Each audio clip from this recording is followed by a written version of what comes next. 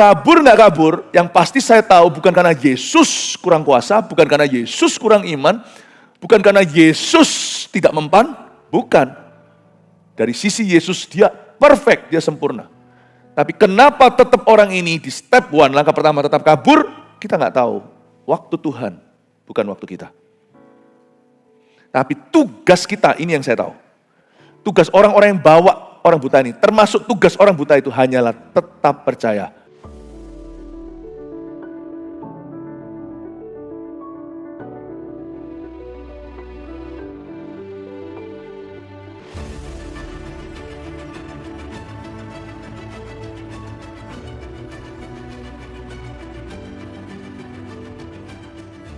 Tuhan, tutup bungkus kami semuanya dengan darah Yesus. Sembunyikan kami hamba-hambamu di depan ini di balik salib Kristus. Sampaikan firman yang akan memberi kami iman dan memerdekakan. Dan kami tahu Tuhan, saat kami hari ini bersekutu dengan tubuh dan darah-Mu, kemenangan ya Tuhan Yesus menjadi milik kami. Terima kasih Tuhan. Dalam nama Yesus, haleluya, amin. Shalom semua, jangan duduk dulu, katakan kanan kirinya, kita lagi live streaming kemana-mana. Sampaikan kasih Yesus kepada orang itu. Say, Jesus loves you. Kita baca sama-sama Markus pasal 8 ayat 22 sampai 26. Yesus menyembuhkan seorang buta di Betsaida. Demikian ayatnya. Kemudian tibalah Yesus dan murid-muridnya di Betsaida. Di situ orang membawa kepada Yesus seorang buta dan mereka memohon kepadanya supaya ia menjamah dia. Yesus memegang tangan orang buta itu dan membawa dia keluar kampung. Lalu ia meludahi mata orang itu. Iya. Dan meletakkan tangannya atasnya dan bertanya, sudahkah kau lihat sesuatu? Orang itu memandang ke depan lalu berkata, aku melihat orang sebab melihat mereka berjalan-jalan tetapi tampaknya seperti pohon-pohon. Yesus meletakkan lagi tangannya pada mata orang itu, maka orang itu sungguh-sungguh melihat dan telah sembuh sehingga ia dapat melihat segala sesuatu dengan jelas. Sesudah itu Yesus menyuruh dia pulang ke rumahnya dan berkata, jangan masuk ke kampung. Ini setiap kesaksian hari ini itu saya percaya sudah disediakan. Kesaksian saya minta kepada tim saya untuk persiapkan dari Jumat-Jumat Agung yang lalu. Tanpa kesengajaan, kok bisa ya saya baru baca yang ini.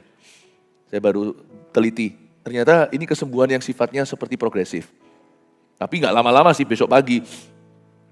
Ya, apa yang mereka doakan di gereja suami istri, nanti tinggal mereka tuai keesokan hari. Kok bisa pas dengan cerita ini ya? I don't think tim waktu menyiapkannya itu semuanya ada kesengajaan. Tadi di ibadah 2 dan 3 saya swap. Cerita tentang satu orang yang patah atau apa, yang digips segalanya, lalu dokternya sampai terkejut kok bisa secepat ini. Itu saya swap kebaktian 3 ke 2, 2 ke 3, ternyata orangnya hadir di kebaktian 2 sama keluarganya. Keluarganya mau diajak ke gereja. Tanpa kesengajaan. Saya percaya ada Tuhan di dalam acara kita hari ini. Dan semua ini bekerja sama untuk mendatangkan kebaikan dan untuk menyampaikan sebuah pesan yang sangat pribadi kepada setiap Anda. Saya barusan baca ini terpukau, kok bisa ceritanya ini sama dengan perikop ayat ini. Di sini ada sebuah kesembuhan yang sifatnya seolah-olah nggak terjadi instan. Tapi orang ini dituntun Tuhan to keep believing. Tidak boleh nyerah. Kebaktian 1 saya sampaikan, kalau kita tidak ngotot beriman, kemungkinan iman kita akan setengah-setengah. Sebelum perkara supranatural terjadi, imanlah yang membuat perbedaan. Sepanjang ibadah ini kenyang sekali, berbagai macam pewahyuan tentang perkara-perkara ajaib Tuhan, dan apa peran manusia di dalamnya, kita sebenarnya nggak bisa bantu Tuhan sama sekali, tapi Tuhan libatkan kita dalam cerita kesembuhanmu, atau dalam cerita kesembuhan seseorang. Intinya iman.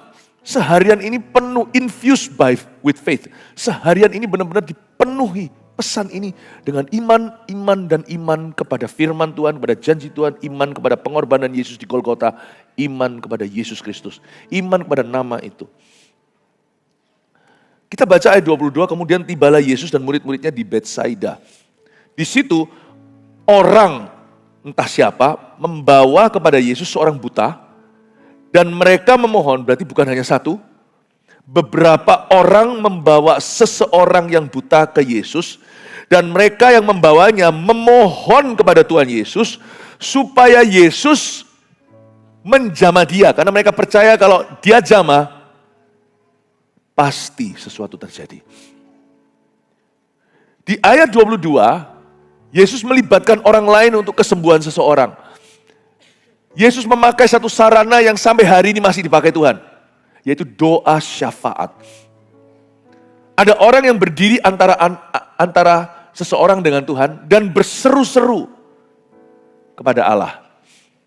Doa syafaat itu tetap adalah sebuah sarana yang Tuhan selalu pilih sebelum mujizat terjadi. Itu yang akan kita lakukan nanti pada waktu kita bergandengan tangan. Karena tidak mungkin menumpangkan tangan atas ribuan orang. Gandengan tangan, tumpang tangan, sama-sama jamahan. Orang-orang itu bersyafaat untuk teman. Saya harap kita punya teman seperti ini. Dan hari ini juga gereja kita mau bersyafaat untuk jemaat. Kenapa kita adakan Jumat Agung ini kebaktian kesembuhan? Karena saya punya satu kerinduan. Dan Tuhan taruh sebuah belas kasihan. Kami gembalamu ingin sekali jemaat itu panjang umur, sehat, tidak ada yang mati prematur, tidak ada yang sakit lagi. Siapapun boleh protes terserah mereka. Kok lucu? Kita mendoakan yang baik, kenapa harus diprotes? Lain cerita kalau semuanya saya bilang sama seseorang, aku doakan ya supaya kamu sakit. Proteslah. Aku doakan supaya kamu mati, proteslah. Kita mendoakan supaya orang hidup kok. Mendoakan supaya orang sehat kok. Mendoakan orang sembuh kok. Bukan hanya itu baik, itu juga Alkitabiah. Yesus suruh murid-muridnya pergi ke desa-desa, ke kota-kota, sembuhkan orang. Tidak tanggung-tanggung, tahirkan orang kusta, bangkitkan yang mati. Berarti mujizat masih terjadi, masih. Setelah Yesus diangkat ke surga, coba baca kisah para rasul, penuh dengan mujizat-mujizat Allah. Di Ibrani dikatakan Yesus tetap sama, dahulu sekarang selama-lamanya. So can we claim a miracle? Yes, of course.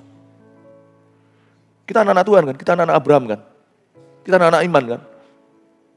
Salah satu ibadah tadi, sedikit review lagi. Saya beritahu seperti di kasusnya wanita pendarahan. Dia curi-curi urapan seolah-olah dia menghampiri Tuhan dari belakang. Ngapain dari belakang-belakang? Ngapain sembunyi-sembunyi? Tuhan lo mau ditemui dari pintu depan. Pintu depan itu, ya itu doa, terang-terangan. Kita bergandengan tangan sama-sama ekspektasi. Orang yang sakit di antara jemaat akan disembuhkan. Katakan amin. Bukan hanya sakit jasmani, zaman ini sekarang itu yang laku ya, sejak pandemi apalagi. Yang paling laku keras itu adalah obat penenang. Sekarang itu sakit bukan hanya fisik, tapi sakit itu juga mental. Gak perlu kita itu sakit mental tanpa menjadi gila. Depresi, stres berlebihan, overthinking, panic attack, serangan kecemasan, serangan fajar, lagi lari, lagi jogging, panic attack, gak bisa nafas. Ternyata sekarang penyakit itu jauh lebih varian. Bukan hanya jasmani, tapi banyak sekali jiwa tanpa harus jadi orang gila. Justru orang yang paling waras kelihatannya, yang paling sukses segalanya, yang punya segala-galanya, gak tentu. Orang-orang itu juga punya satu kondisi ternyata. Yesus berkata, kemarilah semua yang letih lesu dan berbeban berat. Kamu jangan tanggung, apapun itu datang ke aku. Tidak mungkin, aku janji seolah-olah gini kalau Tuhan bisa bicara kepada kita secara langsung, aku tidak akan pernah terkejut dengan kondisimu. Tidak ada satupun yang keluar dari pakuku di kayu salib. Aku telah memikul bukan hanya dosamu, tetapi juga sakit penyakitmu dan kondisimu. Dan karena orang-orang ini semua yang ada di sekeliling orang yang buta ini, semua menghendaki temannya mengalami mujizat. Jadi mereka bawa ke Tuhan. Jadi ada fungsinya namanya doa syafaat. Ada peran itu. Hari ini kita bisa berdoa syafaat untuk diri kita sendiri. Lord, heal me. Heal me, oh Lord, and I will be healed. Itu ada seorang pemazmur menulis begitu. Sembuhkan aku. Kita juga bisa bersyafaat untuk orang lain. Tuhan tuh memakai berbagai macam metode untuk mendatangkan kerajaannya atas orang sakit, mendatangkan kerajaan Tuhan atas orang berdosa. Tapi apapun caranya, kerap kali Tuhan selalu memakai doa syafaat seseorang. Nanti waktu kita berdoa sama-sama, believe for your miracles ya. Ini kesempatanmu ini seperti goncangan kolam Bethesda waktu kita bergandengan tangan.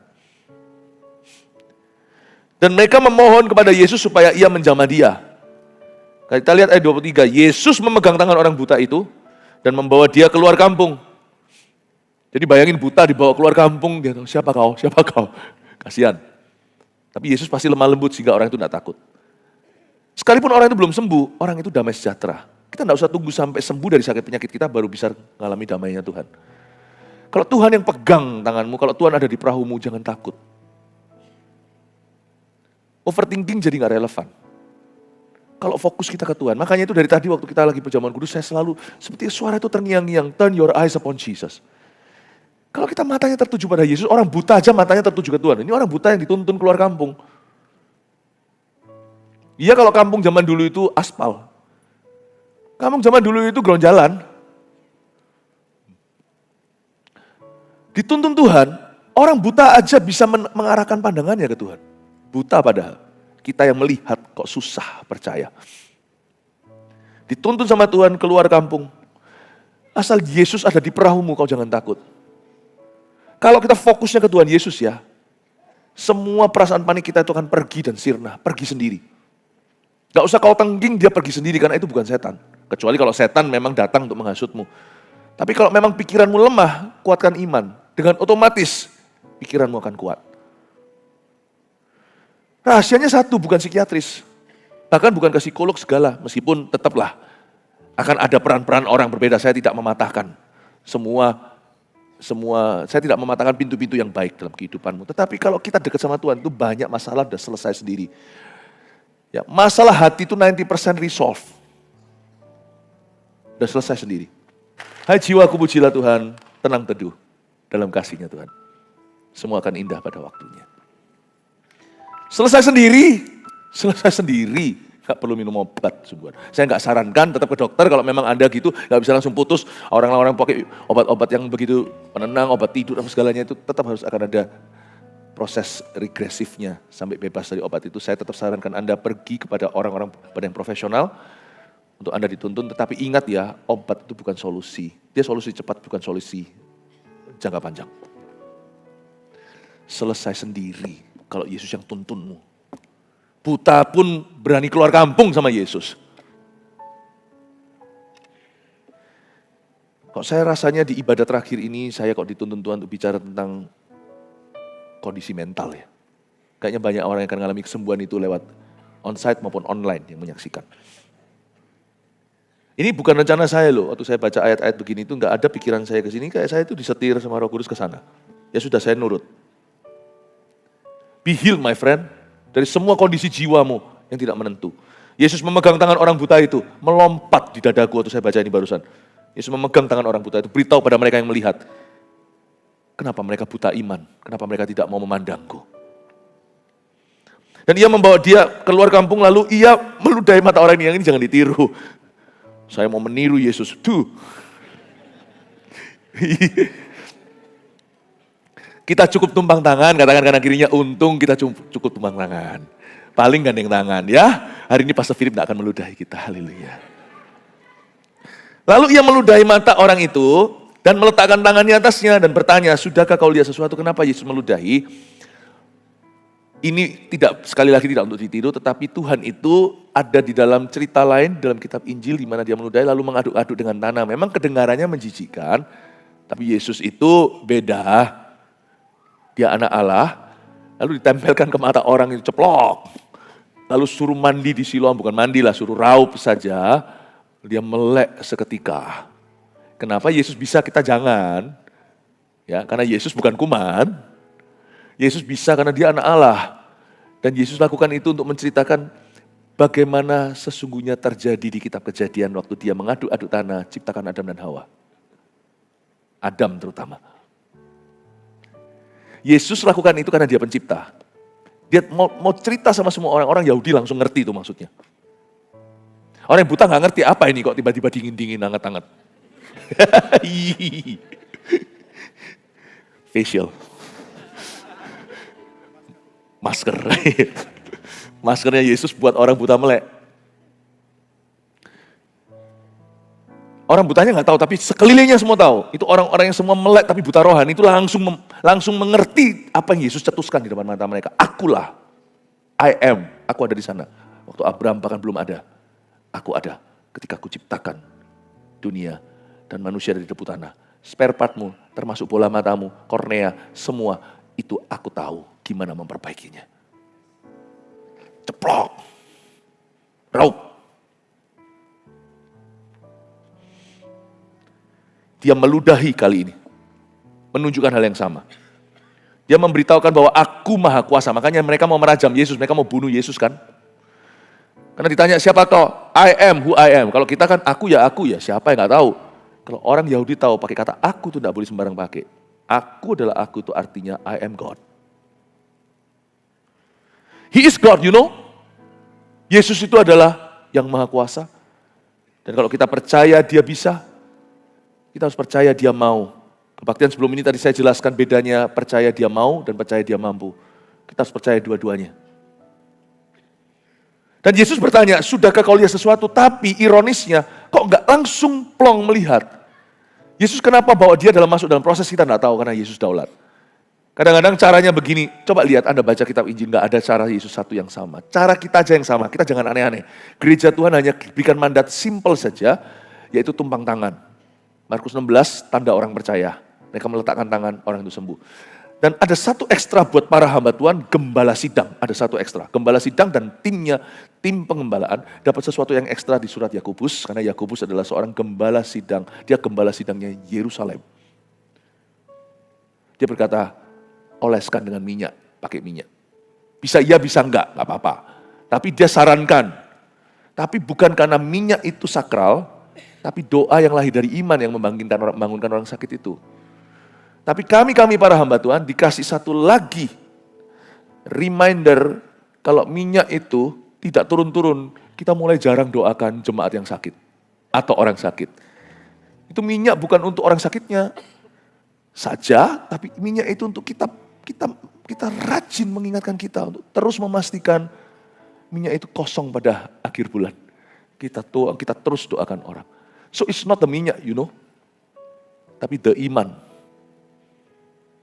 Kita itu nggak usah macam-macam, nggak usah aneh-aneh. Jangan cari yang aneh-aneh. Kalau Anda tiba-tiba ada orang aneh-aneh yang gini, pakai begitu, yang itu sudah dari zaman sono-sononya sudah ada yang namanya Gnosticism.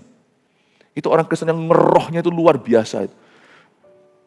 Itu orang Kristen yang imannya gentayangan, jangan diikuti. Yang kayak gitu itu nggak sehat.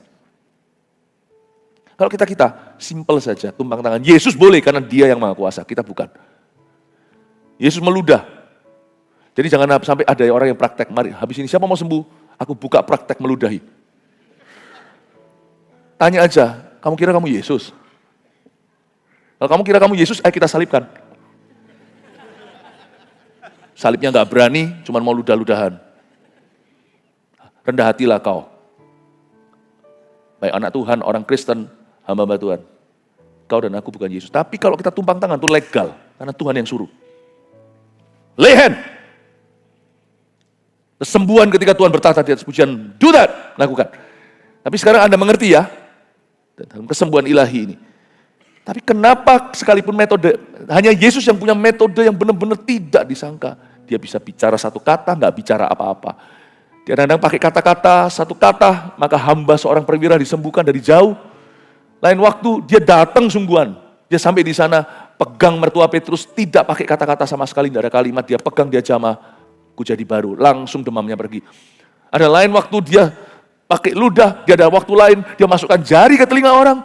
Satu kali lagi dia ambil dari ludahnya dan habis itu tempelkan ke lidah orang itu. Yesus tidak mau dipatok. Karena Yesus mau berkata, aku bisa pakai apa saja. Aku bisa pakai cara apapun.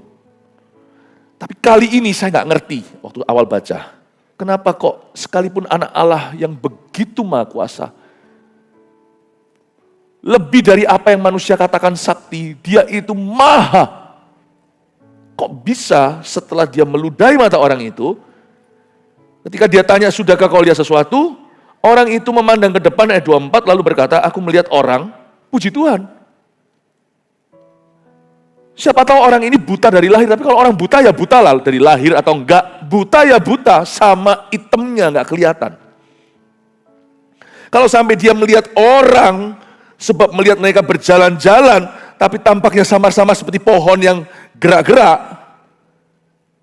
Kalau kita mendoakan orang yang buta sama sekali bisa melihat, tapi kabur, kita sudah happy setengah mati, happy ya, happy ye. Tapi jangan lupa, yang meludahi mata orang ini adalah Yesus sendiri. Kenapa kok nggak langsung plong lihat semua? Kalau Anda tanya dari cerita ini, I don't know. I don't know. Waktu Tuhan bukan waktu kita. Cara Tuhan bukan cara kita. Tuhan itu D-A-U-L-A-T. Tuhan bukan daulat. Tuhan tidak pernah telat atau terlambat. Waktu Tuhan beda sama kita. Dia daulat, bukan daulat. Dia itu daulat. Jangan kau, cerita ini penuh dengan misteri. Why? Apakah Yesus kurang diurapi? Come on lah, namanya aja Christ. Kristus itu Mesias. Mesias itu artinya top notch. The most anointed one, yang paling diurapi. Apakah Yesus kurang beriman? Ngapain dia beriman, wong dia firman? Cikal bakalnya iman itu timbul dari pendengaran firman. Yesus itu firman, Yesus itu breathing faith. Kita harus having faith, kita harus beriman. Yesus itu iman berjalan. Lah kok nggak sempurna? Kadang-kadang kita sudah lakukan A sampai Z, semua yang harus kita lakukan requirement-nya. Kenapa belum sembuh? I don't know. Tetapi di dalam moral cerita ini adalah keep believing, tetap percaya ketika setelah Anda didoakan, setelah Anda dijamah, karena mereka kan minta Yesus jamah temannya. Yesus kan gak jamahnya seperti ini atau apa, yang penting pegang. Dan dia pegang tangannya, dibawa keluar kampung lagi. Yet nothing happened. Gak langsung terjadi. Tapi orang-orang ini tetap percaya sepanjang perjalanan dari dalam kampung keluar kampung itu perlu waktu, karena dalam zaman dulu jalan kaki, mereka berjam-jam itu tetap percaya sama Tuhan. Do you keep believing seperti tadi kesaksian tadi? Kebaktian 1 sudah nge-share sampai kebaktian 5 ngulangi lagi. Besok pagi jari tengahnya baru lurus. Tapi tidak sedikit juga yang disembuhkan di dalam ibadah. Tapi intinya kan, kapan disembuhkan kita harus tetap percaya. Setelah keluar situ diludahi, udah pakai diludahi lagi, malah lihatnya kabur. Kabur nggak kabur, yang pasti saya tahu bukan karena Yesus kurang kuasa, bukan karena Yesus kurang iman, bukan karena Yesus tidak mempan, bukan. Dari sisi Yesus dia perfect, dia sempurna. Tapi kenapa tetap orang ini di step 1, langkah pertama tetap kabur, kita nggak tahu. Waktu Tuhan, bukan waktu kita. Tapi tugas kita, ini yang saya tahu. Tugas orang-orang yang bawa orang buta ini, termasuk tugas orang buta itu hanyalah tetap percaya. Sudahkah kau lihat sesuatu, kata Yesus? Orang itu memandang ke depan lalu berkata, aku melihat orang sebab melihat mereka berjalan-jalan tapi tampaknya seperti pohon-pohon. Mereka harus tetap percaya. Terjadi sih kemajuan, tapi kurang signifikan. Tapi menurut saya ini hebat. Bukan bela Yesus, Yesus gak perlu dibela. Coba kalau kita, jangan lupa loh, orang ini beranjak dari mana? Dia beranjak dari buta total, bukan hanya saya nggak buta, saya bisa lihat tapi nggak jelas, itu lain cerita. Ini buta, total, gelap gulita, gelap pekat.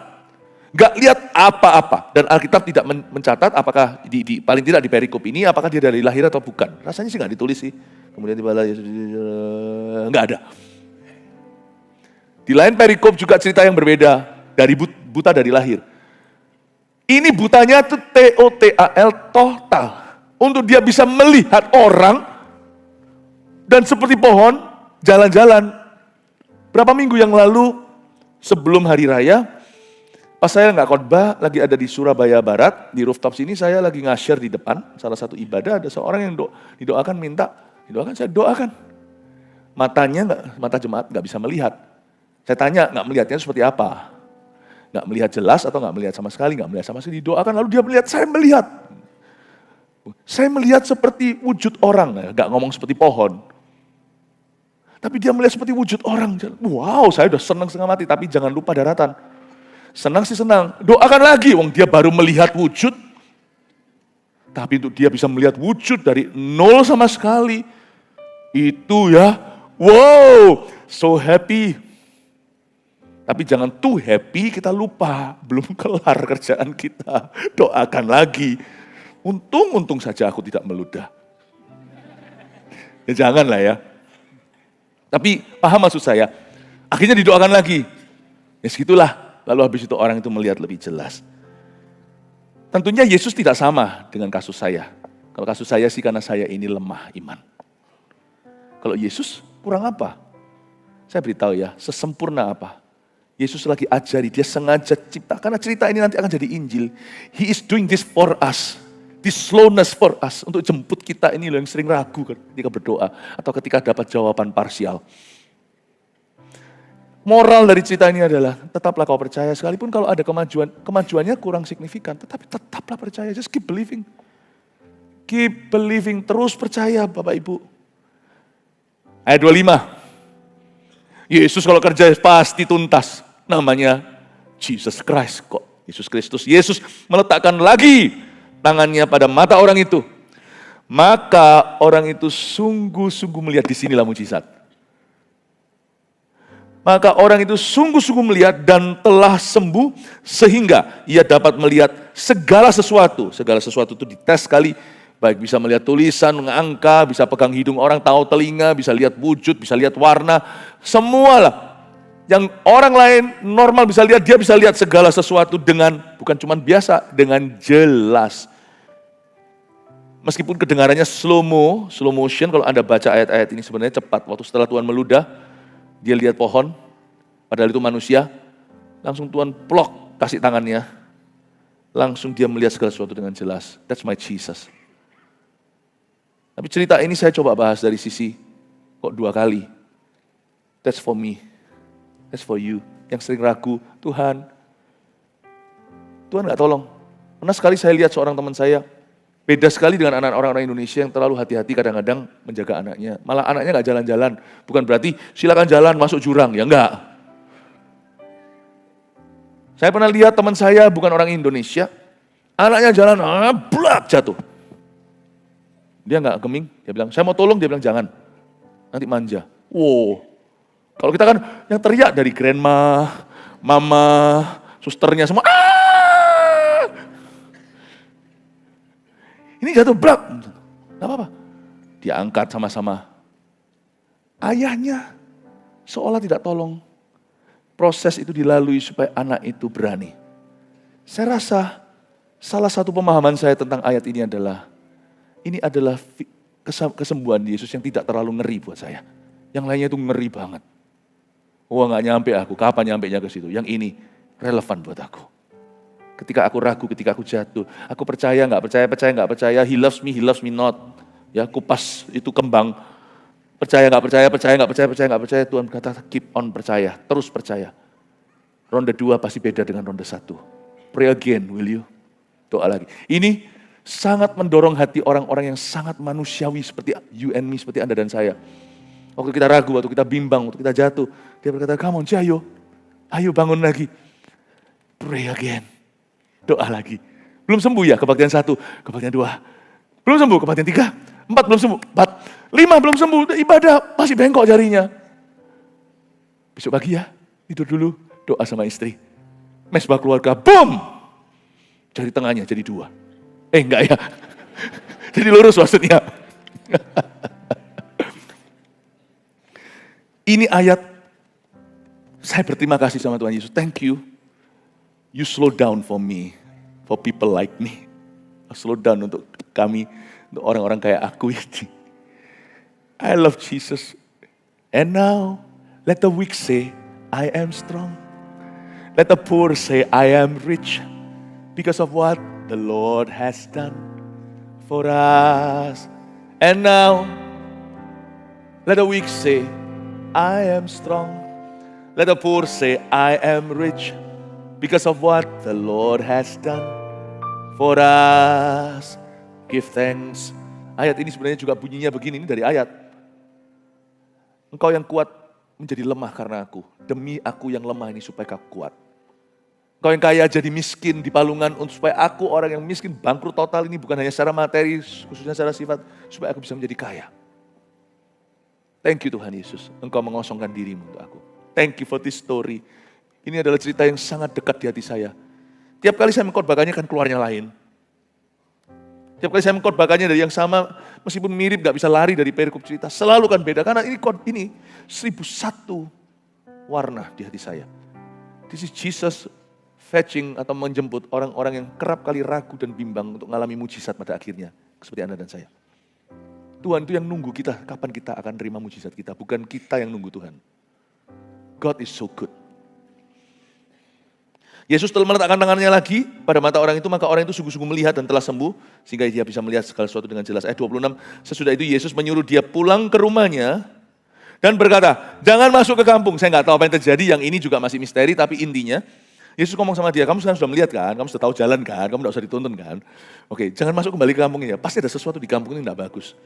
Saya rasa kondisi dia itu pasti ada hubungan dengan pergaulan di sana kayak atau apa kayak atau spiritnya di situ, bukan berarti nggak boleh pulang ke rumah, tapi jangan bergaul dengan orang-orang itu lagi.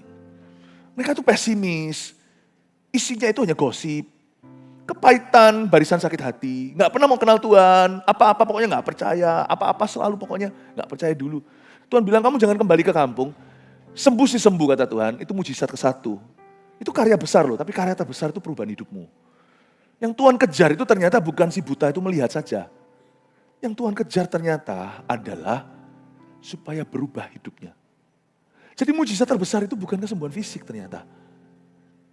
Tapi perubahan sifat karena bertobat.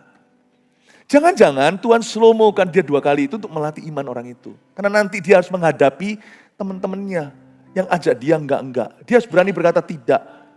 Mungkin orang ini diajari sabar karena dulu orangnya lebih gerusa-gerusu atau lebih terburu-buru. Mungkin orang ini diajari untuk tegas. Orang yang selalu pelin-pelan iman ini diajari beriman. Nanti dia akan mengalami pencobaan. Pencobaannya bukan lagi fisik, bukan lagi sakit penyakit. Pencobaannya mungkin nanti pada waktu itu adalah tawaran-tawaran temannya. Waktu sekarang dia sudah gak buta loh. Dia bisa melihat jangan sampai dia habis itu hidupnya berdosa. Mungkinkah Tuhan izinkan 2 episode sebelum dia sembuh itu untuk melatih imannya. Karena iman itu tidak berguna hanya untuk kesembuhan. Iman itu pada akhirnya akan berguna untuk kehidupan. Waktu saya baca ayat ini, seperti dibukakan sama Roh Kudus. Jangan masuk ke kampung, tidak dijelaskan lagi. Saya tidak pernah menganggap satu ayat pun iseng di Alkitab. Bukan berarti saya cari hidden meaning atau arti tersembunyi, enggak. Tapi waktu saya baca itu, secengli-cenglinya di hati lah istilahnya, saya belajar untuk mengerti pasti ada maksud Allah di dalamnya. Dan saya bisa temukan yang saya bisa bagikan ke jemaat adalah yang Yesus rindukan dari diri seorang buta di Betsaida adalah supaya hidupnya tidak sama setelah dia disembuhkan. Saya harap sambil Anda berdoa untuk kesembuhan Anda, kalau Anda yang sakit atau orang yang sakit yang Anda kenal, Anda doakan. Targetkan matahari jangan bulan, targetkan pertobatan, bukan hanya sampai pada taraf mujizat semata. Jesus loves you very much. Dan saya berdoa supaya hari ini adalah hari kesembuhanmu dan hari ini adalah hari pertobatanmu. Haleluya. Berikan tepuk tangan untuk Tuhan. Mari kita semua bangkit berdiri.